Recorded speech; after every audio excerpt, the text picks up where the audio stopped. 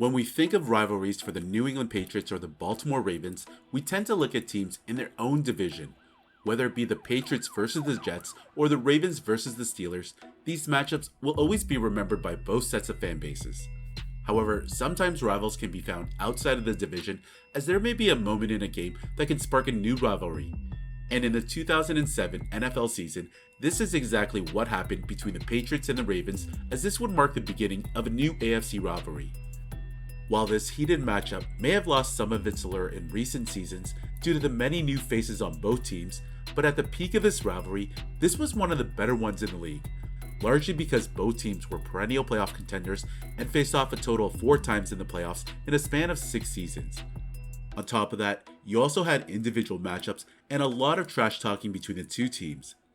That being said, this 2007 slugfest will largely go down as a game that started it all. Prior to this, both teams only met 3 times, with the Patriots winning all 3. So heading into this encounter, the Patriots were an incredible 18.5 point favorites. 2007 was the year the Patriots had their historic run in the regular season, where the tandem of Tom Brady and Randy Moss dominated the league. New England were a perfect 11-0, but almost stumbled the week before to the Eagles as they narrowly came out with a 31-28 home win.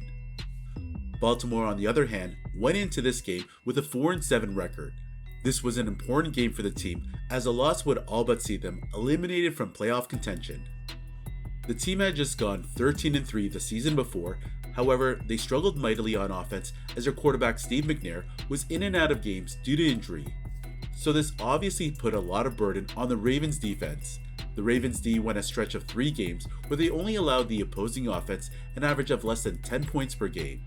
However, it was then followed by a 4-game stretch where the defense let up an average of 31 points per game.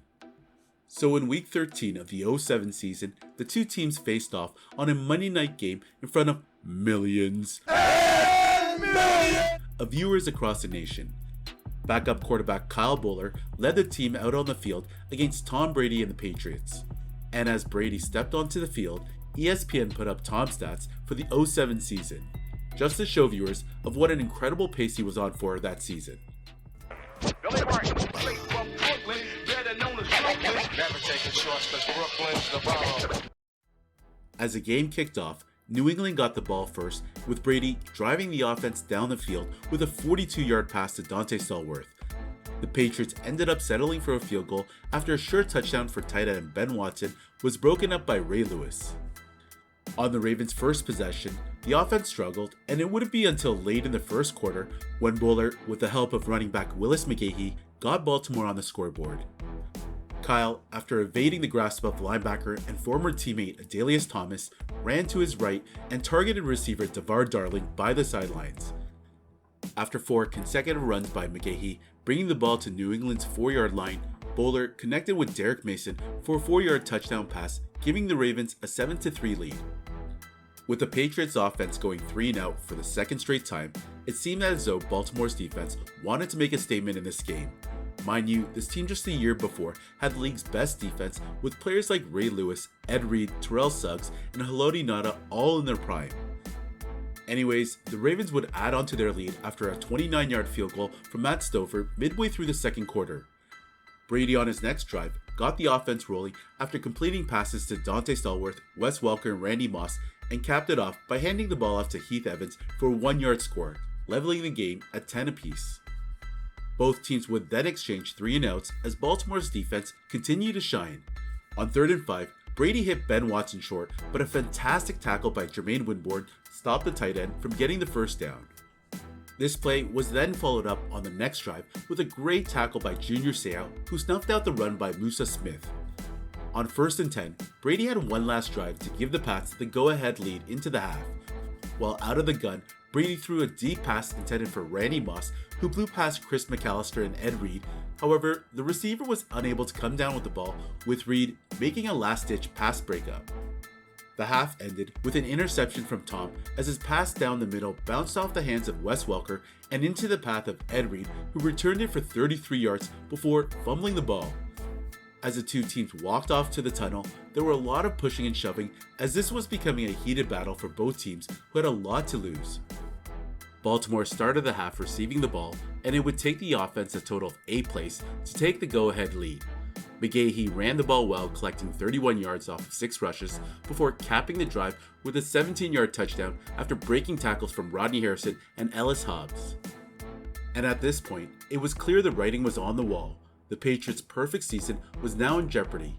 Tom had to find a way to get past the Ravens defense, and on their next possession, Brady led a charge down the field that started with a 36-yard pass to Lawrence Maroney, and this was followed up with a 3-yard touchdown pass to his most trusted end zone receiver all season, Randy Moss. The receiver caught his 17th touchdown for the season as he was able to slip past McAllister and get wide open for the score. With time winding down in the quarter, McGahee continued to lead the Ravens offense. Baltimore continued to run the ball down against the Patriots defense with a combination of McGahee and Smith as the two continued to find open space. A nice shifty move by Willis on Junior Seau was enough to earn the running back another first down. With the ball at the Patriots' 1-yard line, Bowler found Daniel Wilcox for a touchdown to give the Ravens a 24-17 lead early in the fourth quarter. The Patriots started their next drive at their own 31, and after a 4-yard run by Maroney, Brady would suffer 2 consecutive sacks from Haloti Ngata and Antoine Barnes. The Ravens were rushing the quarterback with only 3 to 4 D linemen as the Patriots' offensive line began to struggle in the second half. And this would cap off another 3 and out for the Patriots offense, and you could see the frustration on Brady's face as he's walking off the field.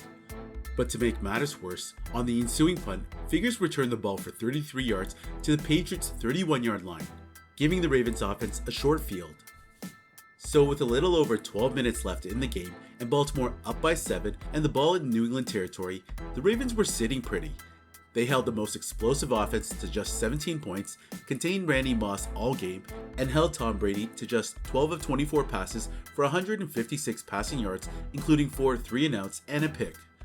Conversely, Baltimore's offense was running on all cylinders through the run game of McGahee, and quarterback Kyle Bowler was managing the game perfectly as long as he didn't turn the ball over.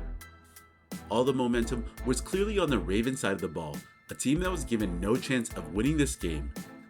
That being said, things would soon start to fall apart for the Ravens, who were in field goal position as Kyle took a shot down the end zone right into the hands of Patriots DB James Sanders, who returned it for 42 yards.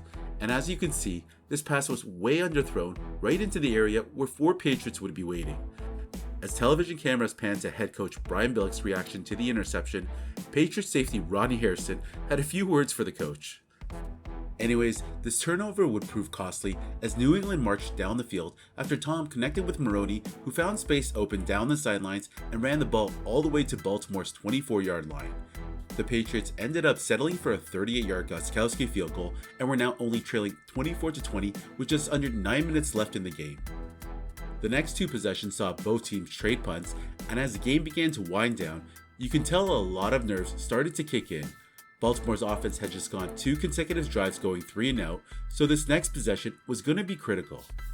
And on a short 3rd and 2 play, the Ravens needed to get a first down to run time off the clock, but a tackle by Rodney Harrison stopped McGahee from continuing the drive. Guys, before we continue, if you've watched and enjoyed some of my content, do me a favor and turn on all notifications. A lot of you have told me that my new uploads aren't popping up on your home pages. Also, if there's a video you'd like me to feature, let me know in the comments section below. After using a timeout, Brady and the offense started from their own 27-yard line, and this is where all hell would break loose. Tom's first pass was intended for Stallworth down the middle, but the receiver was leveled with a huge hit by Samari Roll. The next play saw Tom connect on a 23-yard pass to Watson to get the ball midfield, and after a few plays, the Patriots would soon find themselves on 4th and 1 at Baltimore's 30. Tom and company had one last chance to extend the drive, and as the ball was snapped, Brady tried to sneak in for the yard but was met by a brick wall. And as the Ravens players began to celebrate, the referees actually blew the whistle right before the snap.